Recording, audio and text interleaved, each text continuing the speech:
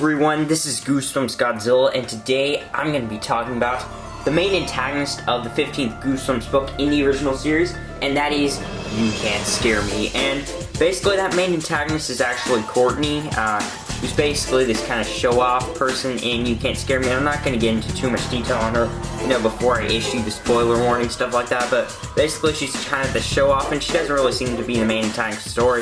Instead, it seems to be more, the mud monsters, but they only appear for really a couple of chapters, if even a full chapter in You Can't Scare Me. So overall, I would have to say she is the main antagonist of You Can't Scare Me, but basically I'm going to be talking about how she is actually the mud monsters I was talking about earlier. And so pretty much that's what we're going to be talking about in this video. But before we continue, basically there's going to be some spoilers for a couple of different Goosebumps books, mainly just You Can't Scare Me. That's the book I'm going to be talking about the most, mainly Courtney and the mud monsters and the overall plot.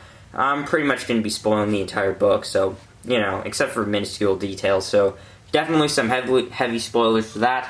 Also, we're going to be having some minor spoilers for a Give Yourself Goosebumps book, and that's actually the last special edition, and that is actually Weekend at Poison Lake. And so, basically, in Weekend at Poison Lake, we are going to be having spoilers for one ending, I believe. And so, yeah, you can't really spoil a Give Yourself Goosebumps book, honestly. You have over 20 different scary endings and stuff like that, according to the book, and, pretty much they all have over 20 different scary endings.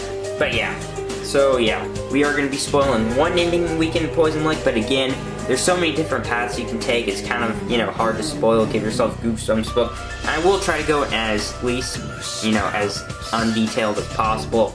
So there is that.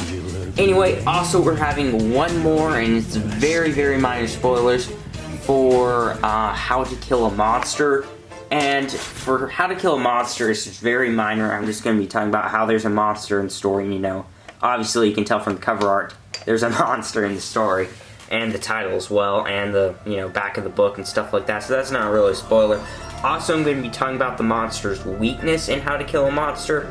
But I'm not going to go into detail on what that is. I'm just going to say, he has a weakness, and not really go into too much detail on that. But anyway, yeah, that's all the spoilers I think we're going to be having in this video. So, yeah. Anyway, with that out of the way, let's continue on to the main point of this theory, and that is how Courtney is a mud monster. So pretty much in You Can't Scare Me, there's our main protagonist, and his name is, I think, Eddie or something like that, and he has this other friend named Hat, and he has these two other friends. I can't really remember their names. One of them's named Molly. I can't remember the other one. But anyway, so he has his three friends, Hat, Molly, and this other girl, I forgot her name. And basically, the book opens up with them going on this field trip out in the woods.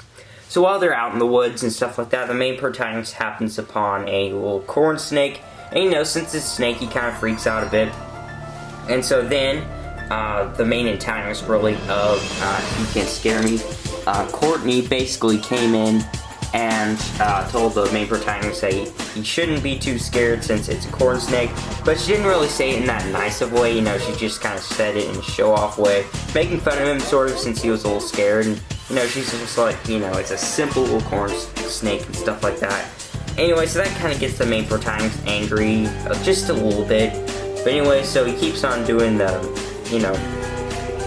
field trip and stuff like that, noting all the wild animals that he sees.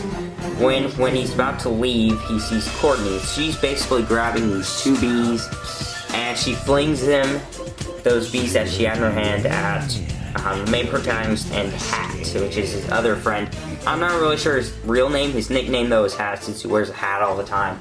And so basically, Courtney throws bees at him, and that kind of scares them a bit, and now everyone's making fun of them because they were scared of some bees. Because, she threw them at him, and so, most likely the bees would sting. They didn't sting, though, I don't think.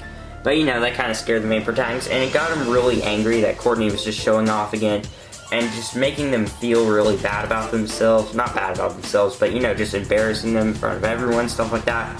So, then, the main protagonist, Hat, and Molly, and the other girl, all try to come up with a plan to try to scare Courtney. And so, throughout the story, they come up with several different plans, and none of them really work out. They tried a rubber snake, and they tried a spider, they tried a dog, and nothing really seemed to work. And so they wanted to try something, and none of it seemed to scare Courtney at least, until they found out that she believed in the curse of the mud monsters. And so basically, the mud monsters are basically this local legend in the town that the main protagonist lives in, which I believe is Muddy Creek. And so basically this story is that there was this rich town and there's this poor town, and they didn't really like each other. Anyway, one thing leads to another. There is this flood, and it basically creates this avalanche of mud that goes over the poor town, and the rich people refused to help them just because they didn't like each other.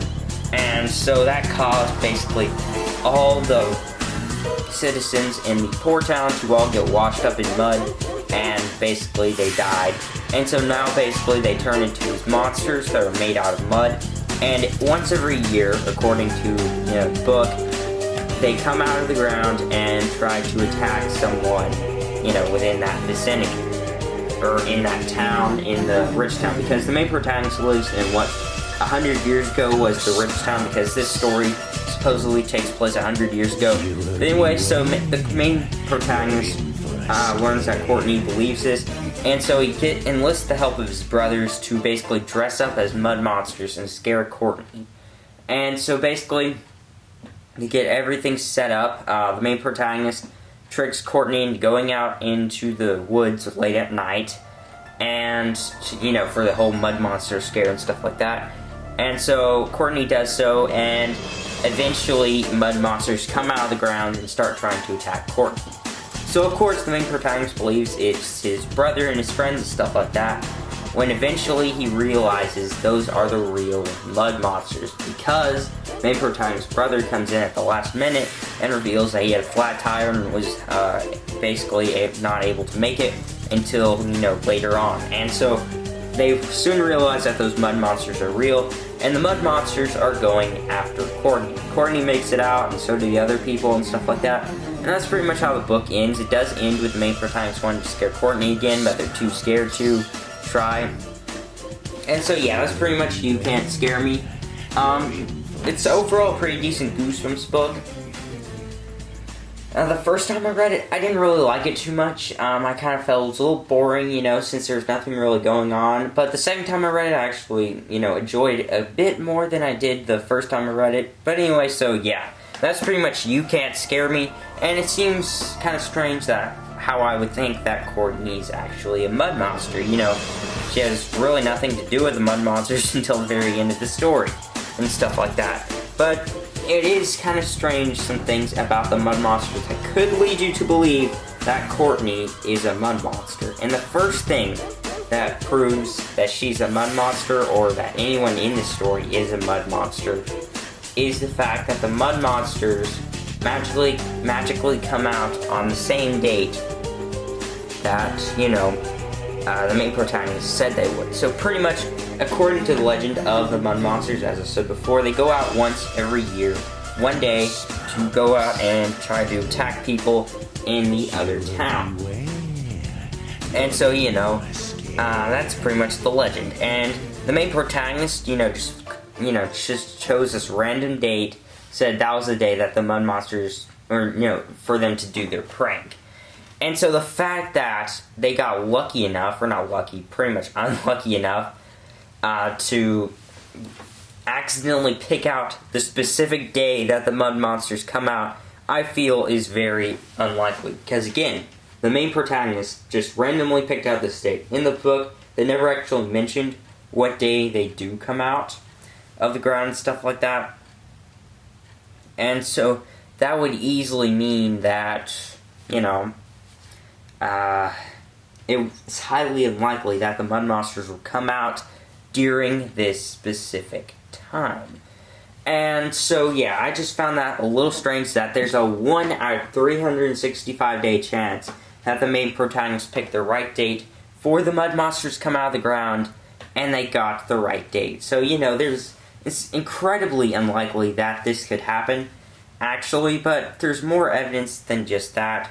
But, you see what I mean. It just doesn't make sense for them to come out of the ground at a random date, and, we're not even sure if they do come out on the right date. This is a very minor piece of evidence, but does build on the fact that, the Mud Monsters from You Can't Scare Me probably came out not on the actual date they are supposed to come out, and that is from the Goosebumps Collector Caps book, because in that story, actually, they say that the Mud Monsters, so there's this rich billionaire guy who wanted to build a water park in Muddy Creek, and basically they attacked the people who were working on it. I don't know, I don't own any of the Collector Caps books yet.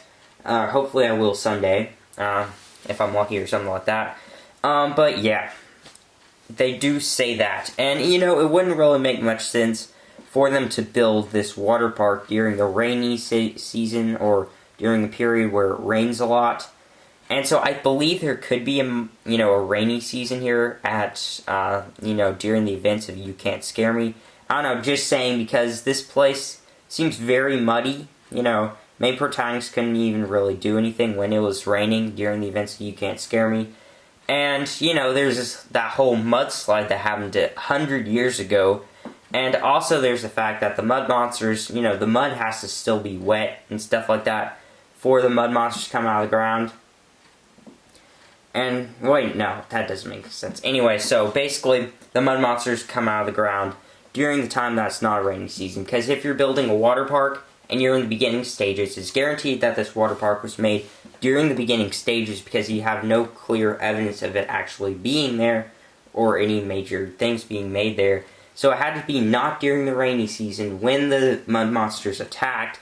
And if you pay attention to the story of You Can't Scare Me, you can see that most likely happened during a rainy season.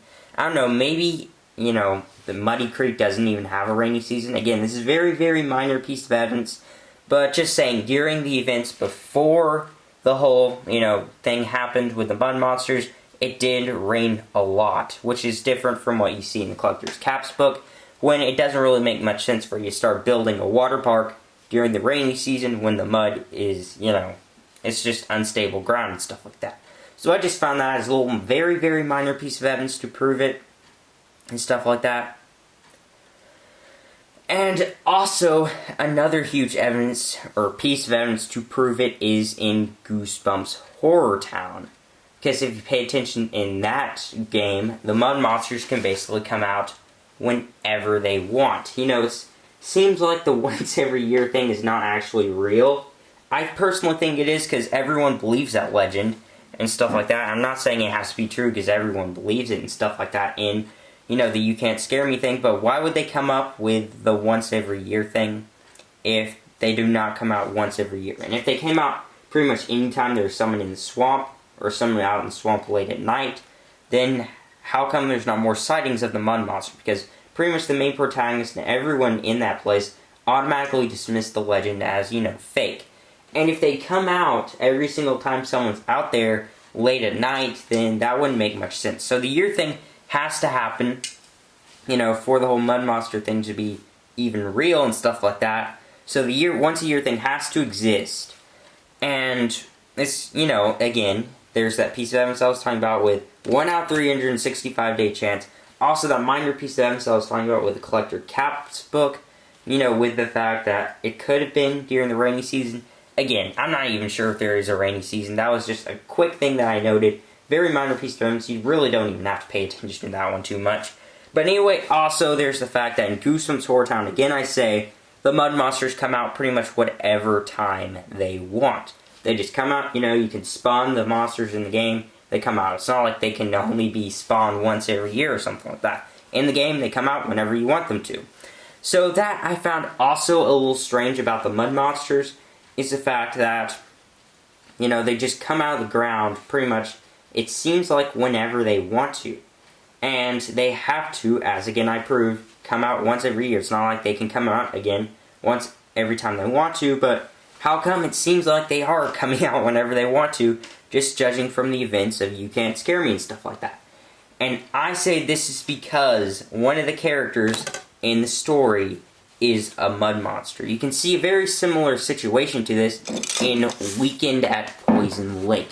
Again, not going to get into too much detail on this, but basically, the main protagonist is visiting this lake house called Poison Lake when he's being chased by a monster made of moss. And it's kind of similar to the mud monsters, except he's a moss man instead of a mud monster. But basically, the mud man, moss man, or, whatever, is basically chasing the main protagonist around when eventually he forces him into the lake, and it's revealed that he was actually a species of animals, or an unknown species of animals, and he was kidnapped from there somehow, and basically now they're returning him to his home, and he unleashes his true form, and the moss person, was actually a member of this species as well. So I think this is actually, personally, a huge piece of evidence for the mud monster theory, because, you can see this could be a very, very similar situation. And actually, the moss person could be the exact same thing as the mud monsters. This is another very minor piece of evidence, but actually, in the events of,